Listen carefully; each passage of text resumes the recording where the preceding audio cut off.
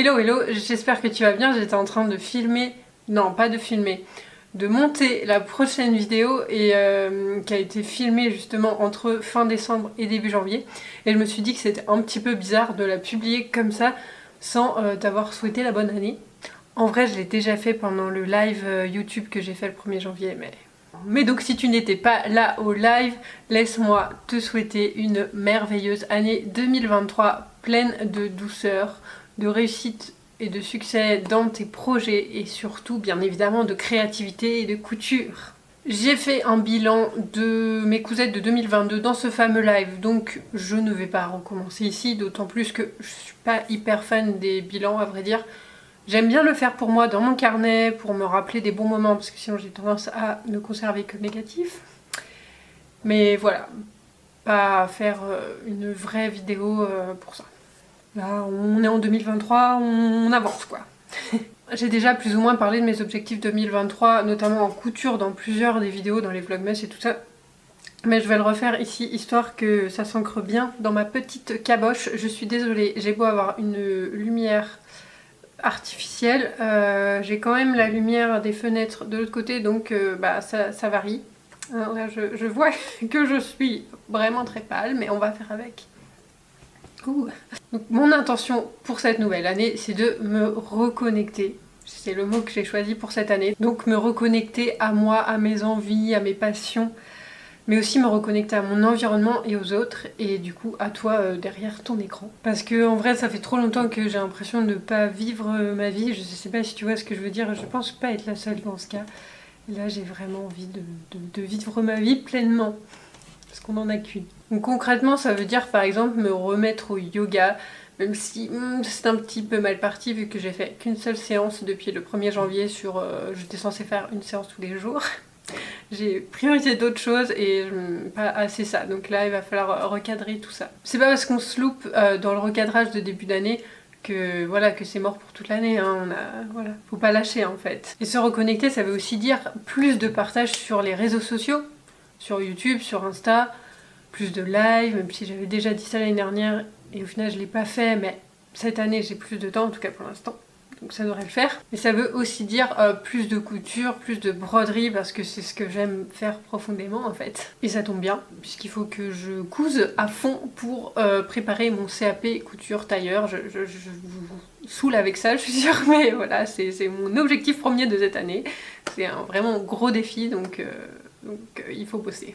Niveau couture, au-delà de tout ce qui concerne le CAP tailleur, j'ai deux objectifs principaux. C'est un, de coudre vraiment à fond mon stock de tissus, parce que j'ai essayé plusieurs fois de le vider, de le trier, tout ça, mais en fait, quasiment tous mes tissus, ça suffit le soleil.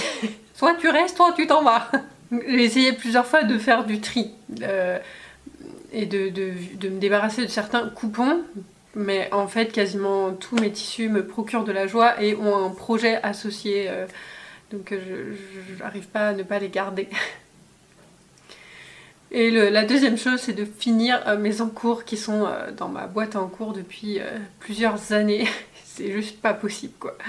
Et ça concerne aussi mes encours des vêtements de seconde main que je dois retoucher pour pouvoir les porter. Je ne sais pas si tu as déjà entendu parler du Wall 30 Fabrics Challenge.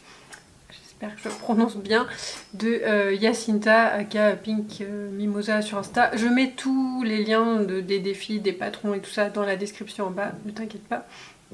Donc en français c'est le challenge 30 mètres de tissu en fait.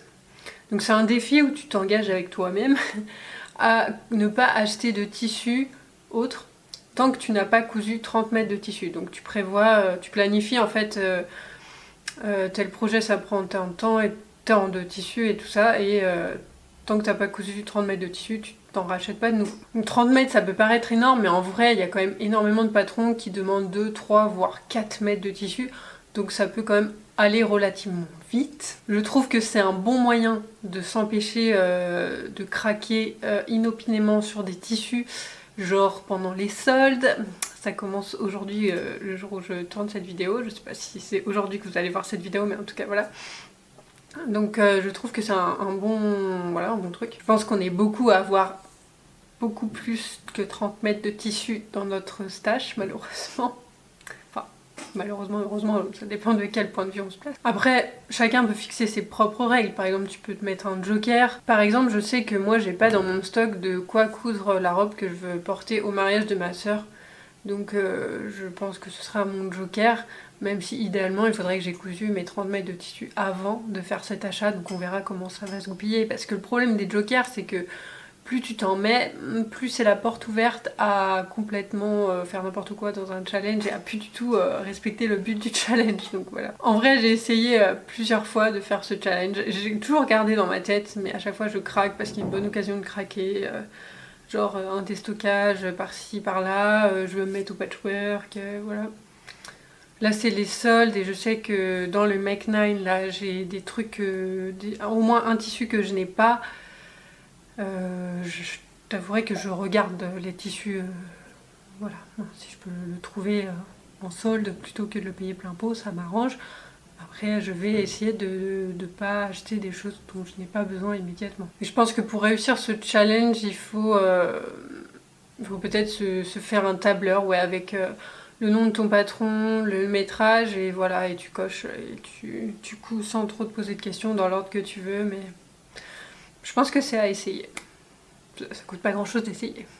Autre challenge que je trouve sympa, c'est le défi couture lingerie de Clotilde, donc Couture Clo. Je crois que l'idée c'est de coudre un patron de lingerie par mois, mais je crois qu'on peut en fait aussi, l'idée de ce défi, c'est un peu plus large, c'est de se fixer un objectif en rapport avec la lingerie en 2023 pour se dire qu'en 2023 on coud notre lingerie, on se lance pour...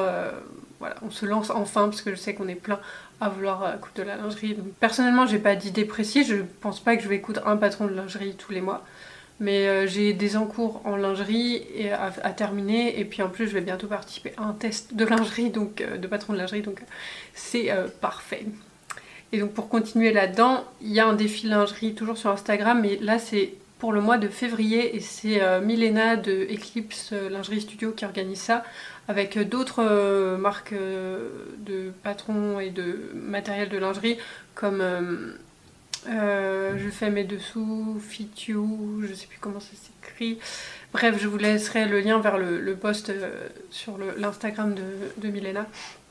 Et donc là, c'est chaque semaine de février, il y a un thème et il faut poster une photo d'une couture lingerie dans ce thème. Donc je trouve ça aussi très cool et je pense que je vais participer. J'imagine qu'il y a plein d'autres défis couture et moi je trouve ça toujours cool et challengeant, donc n'hésite pas à les partager, enfin dans les commentaires à dire si tu participes à un challenge couture et lequel et tout ça, ou ce que tu as vu passer, que tu trouves cool comme idée. Je change tout le temps d'avis en ce qui concerne mes projets couture. Je dis je vais faire ça, puis finalement après j'ai envie de faire autre chose.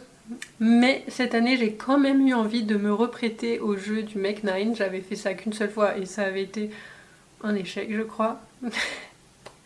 Mais là j'ai vraiment envie, voilà, j'ai envie de me pousser aux fesses. Et donc le Make 9, si tu ne sais pas, c'est l'idée de sélectionner 9 patrons que tu vas coudre dans l'année. Voilà, 9 patrons, éventuellement les tissus que tu as dans ton stock déjà. Donc j'ai un peu décidé ça en préparant la vidéo, mais je me suis dit que ce serait cool que ces 9 patrons, ils aillent tous ensemble et que ça fasse comme une toute petite capsule wardrobe, garde-robe capsule, genre pour partir en week-end ou quelque chose comme ça.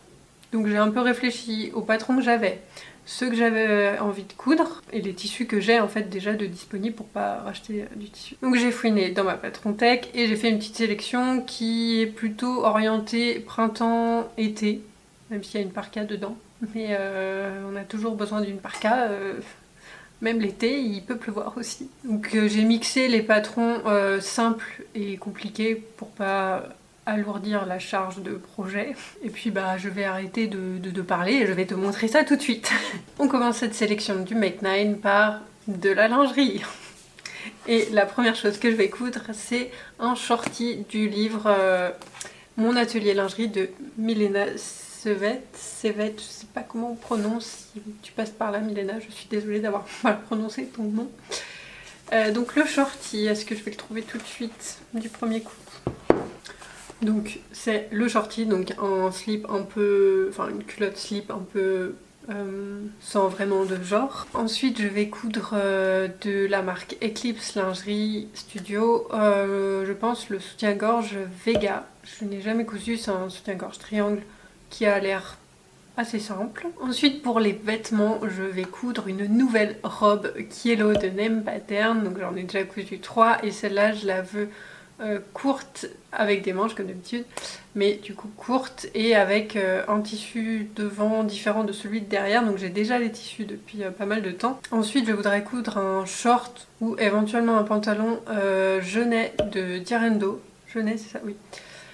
J'ai un tissu pour le short, je suis à peu près sûre d'avoir un tissu pour le short, mais pas forcément pour le pantalon, donc du coup je vais privilégier là où j'ai du tissu quoi. Ensuite pour ce qui concerne les hauts, je voudrais coudre un débardeur Claudia Tank de Just Pattern. J'ai un verdet. J'ai un jersey blanc qui, pareil, qui est dans mon stock depuis pas mal d'années, donc qui sera parfait pour ça. Ensuite je voudrais coudre une chemise Passiflore de Direndo. J'attends de coudre cette chemise depuis 1000 ans, alors qu'au début j'avais pas acheté le patron quand il est sorti, mais après j'ai craqué dessus.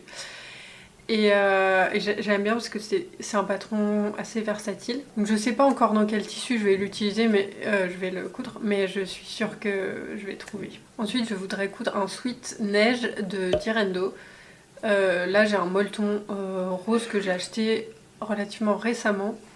Et j'aimerais d'ailleurs faire un pantalon qui va avec, mais ça, c'est une autre histoire. Je voudrais aussi coudre un top Ease Up.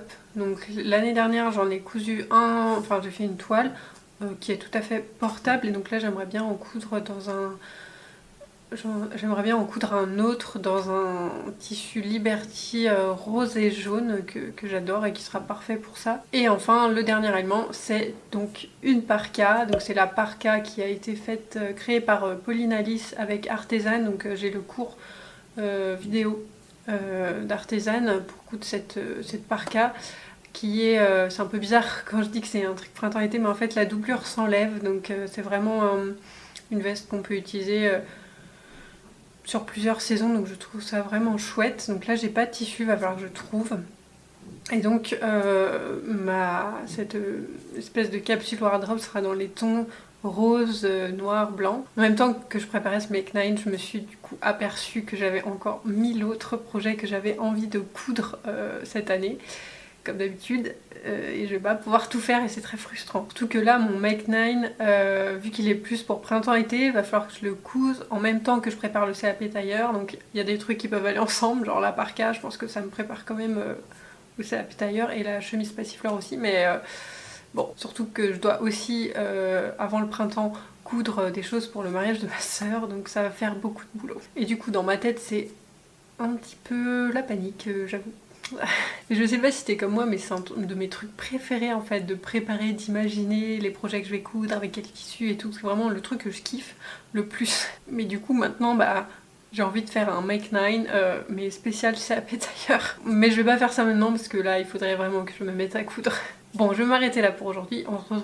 On se retrouve dans les commentaires pour discuter si toi aussi t'as choisi un Make 9.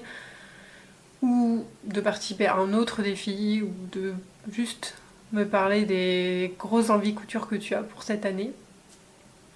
Et puis on se retrouve très vite avec la prochaine vidéo qui donc concerne le défi paillettes qui a eu lieu en début d'année là. Et je te dis donc à très vite pour une prochaine vidéo. Salut!